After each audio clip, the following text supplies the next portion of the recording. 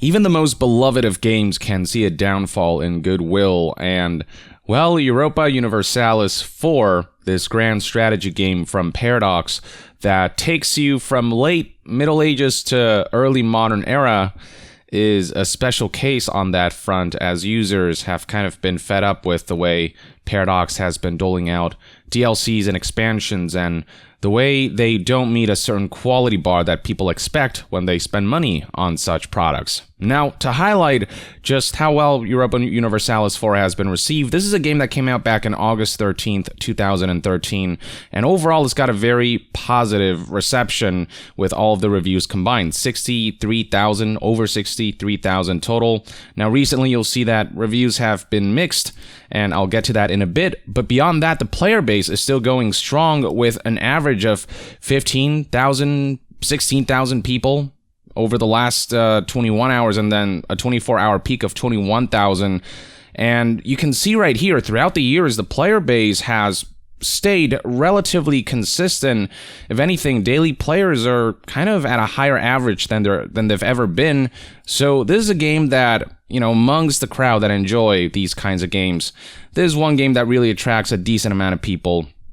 But the release of expansions and the way that's been done has been widely criticized. So this is an expansion right here from back in June 2020 called Europa Universalis for Emperor. You can see the mixed reception here, 52% average across all reviews. Here's another one called Dharma, mostly negative reviews, 35% average. Well, Paradox has taken that to a new low with the release of Europa Universalis for Leviathan. You can see from the likes to dislikes ratio that already we're not seeing very favorable reception. This trailer was released back in April 27th, 2021, and the expansion released on that day as well, as you can see right here.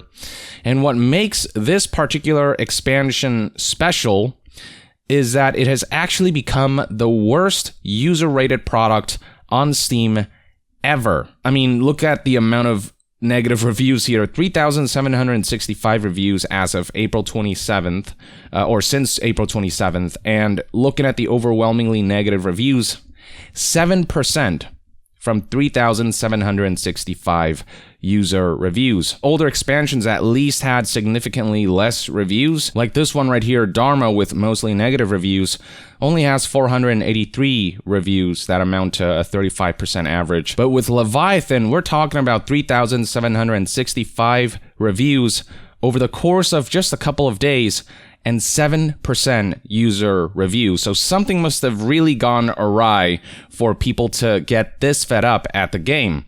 To further highlight how bad this is, the second worst user-reviewed game on Steam is Flat Out 3 Chaos and Destruction, as highlighted by Steam 250, and you can also see a number of other titles, including Goddess, that Peter Molyneux experimental game that has an average of 25% in user reviews. But Flat Out 3 Chaos and Destruction, it says right here 15%.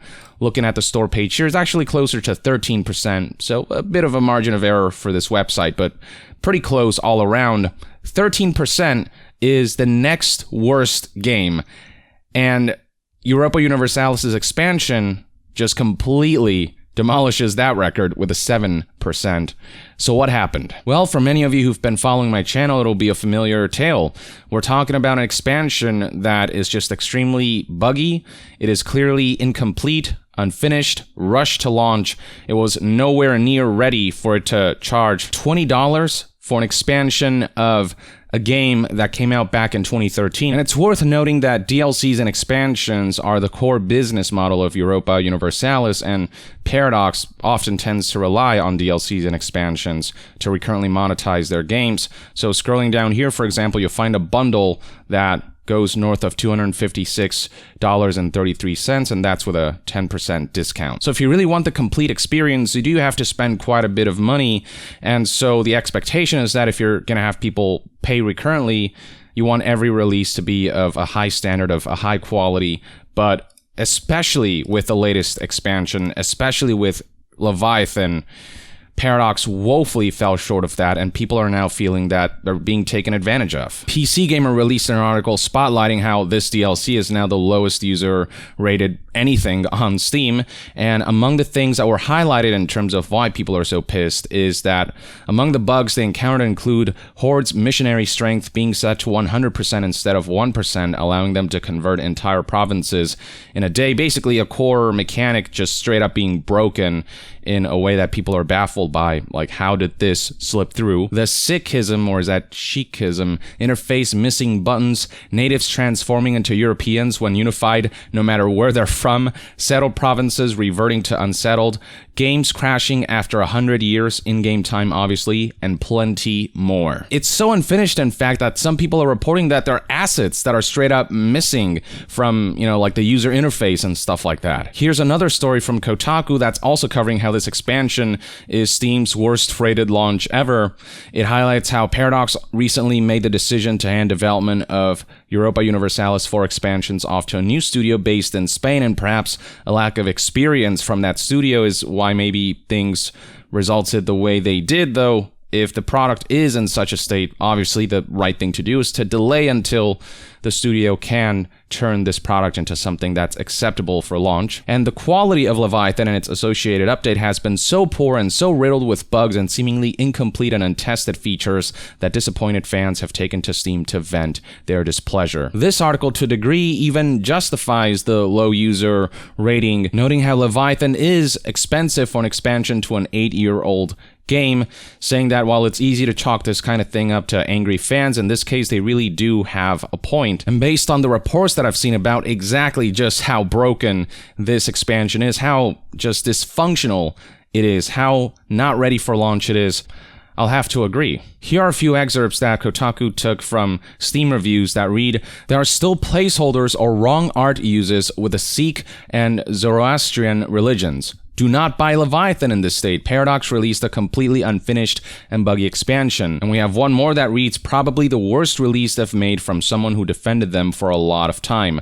A real shame that they did not learn from Emperor, and this feels even more rushed. Half the art is missing, many mechanics are bugged or IMBA. This might become real good in a few hot fixes, but right now, this is a disaster." And the reason people are less forgiving about this one is that they've been through this before. Paradox has made buggy expansion releases in the past. Hell, the last two were not particularly well received because of that.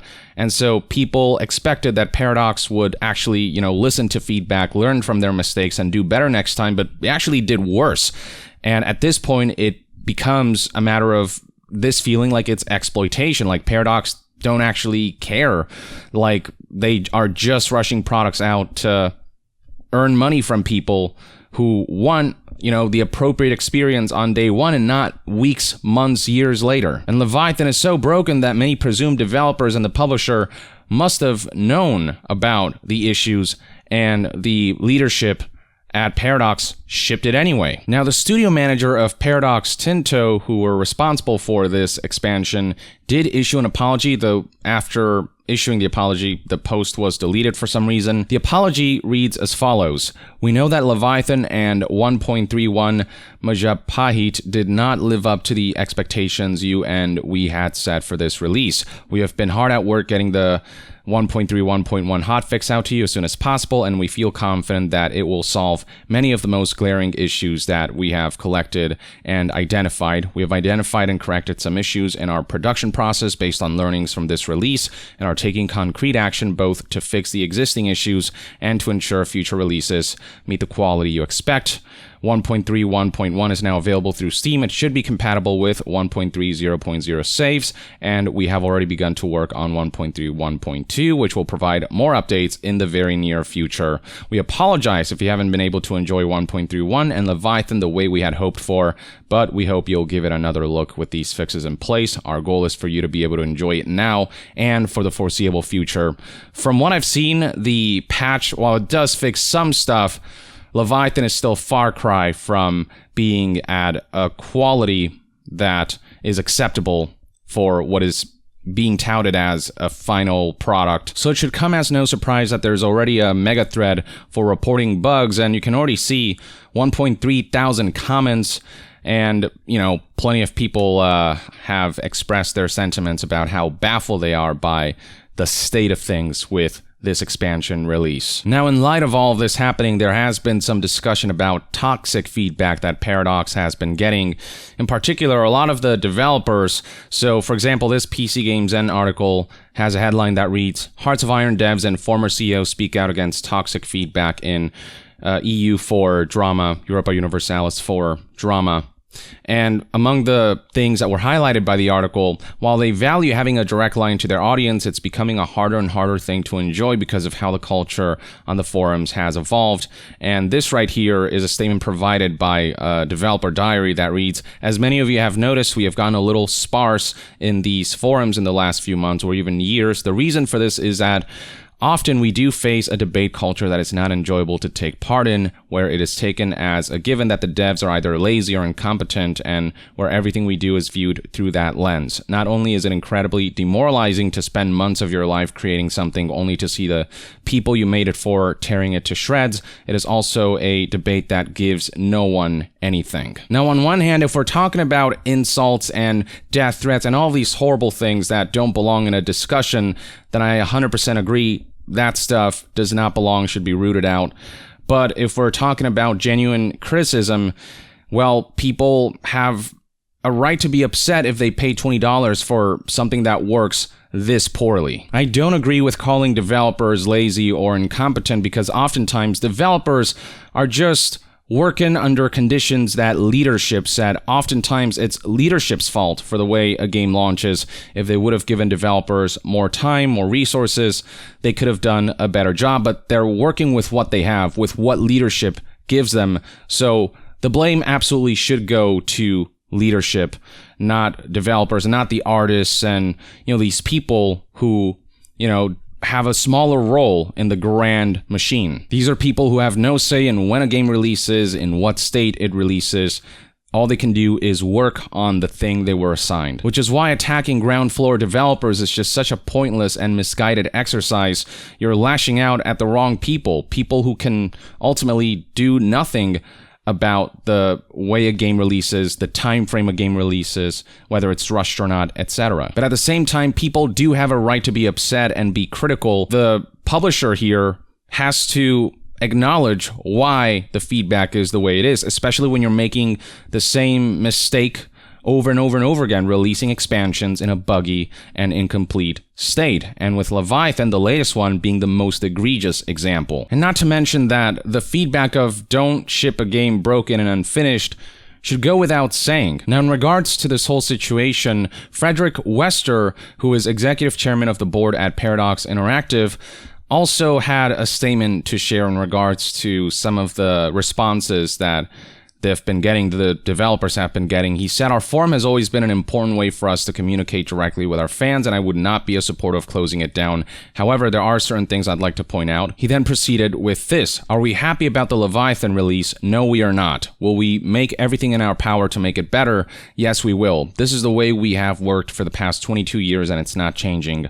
Our goal is always to release great updates that people enjoy. But I'll say again, the fact that this has happened time and again, the release of a buggy, clearly unfinished expansion, and the fact that they're charging, $20 for that. When it keeps happening time and again, people begin to lose trust in your words and you saying that this is our goal to make, to ship finished products and high quality products that people enjoy, except you're not doing that. We are eager to listen to feedback on our games, and we have all channels open for discussion. When it comes to who is working at our company, we honestly don't care what you think. We employ and retain people who are good at what they do, are smart, and hopefully have great values. When it comes to, this is Johan, the studio manager at Paradox Tinto. When it comes to producer Johan, we have worked together for 18 years, and he is one of the most passionate, intelligent, and dedicated game designers and programmers I've ever met. He still patches old games on request in his free time, and he has been doing it since we started working together, which means probably longer than that. In summary, we don't listen to people spreading BS, but of course, we are welcoming feedback on how to improve. Please join the discussion. End of message.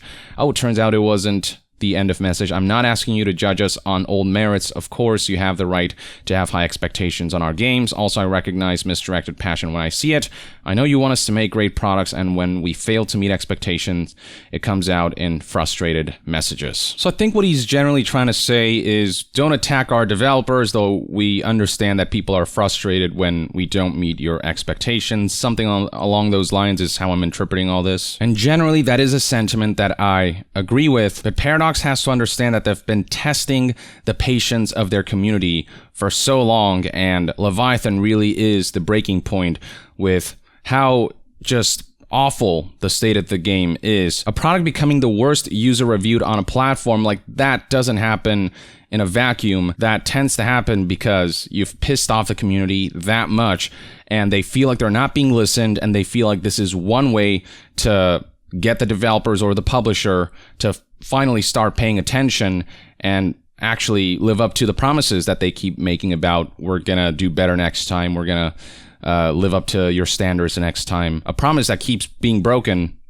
time and again. It's on leadership for not doing their due diligence, for not checking the quality of the product, or for intentionally shipping that product in that way, knowing full well that it wasn't ready, but needing to do so to meet financial requirements or financial expectations. Whatever the reasoning was, this is just not acceptable. We'll see how all this pans out. We'll see if Paradox does manage to redeem this Leviathan DLC, and if they manage to do better with future expansion releases.